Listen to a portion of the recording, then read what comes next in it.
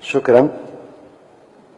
حادثة غريبة البارح تقع سيد الرئيسة في محاولة للسيطرة على وسائل الإعلام وتكميم الأفواه وعدم احترام أهم مبدأ دستوري اللي هو حق التعبير أو الحق في التعبير وحرية التعبير وحرية الصحافة.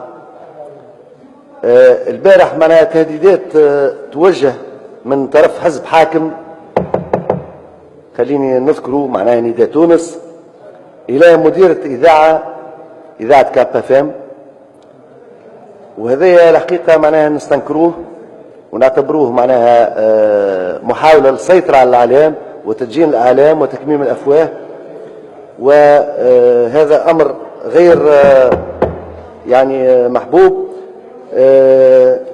وهذا كله بناء على أن المؤسسة الإذاعية هذه استضافت ربما أشخاص غير مرغوب فيهم من طرف الحزب الحاكم.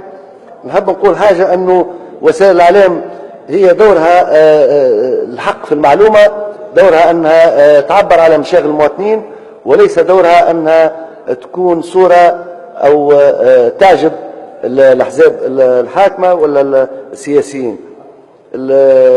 احنا من موقعنا نساندوا نقابة الصحفيين في البيان نتاعها اللي طالب فيه النيابة العمومية بالتحرك وفتح تحقيق عاجل في الموضوع من أجل أنها توقف هذا النزيف من الممارسات المهينة للعمل الصحفي، واللي الممارسات هذه نلاحظوا فيها معناها تتنامى يوما بعد يوم.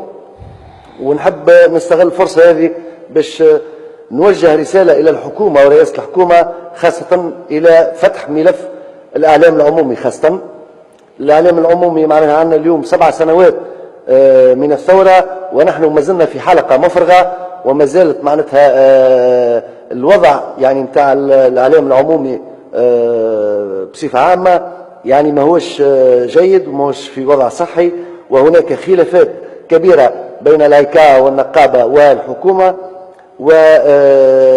وهناك نقص في الدعم، وهناك تدخل سياسي أيضا أحيانا في بعض الملفات، وهذا اللي نستنكروه. الحقيقة ماذا بينا أنهم يقعدوا مع بعضهم الحكومة والعكاء والنقابة ويحاولوا أنهم يقدموا بالمشهد الإعلامي العمومي، خاصة من أجل معناتها الانتقال الديمقراطي متاعنا يكمل يواصل بشكل سلس وبشكل يعني ديمقراطي وبما جاء به الدستور من مبادئ وقيم كونية. وشكرا.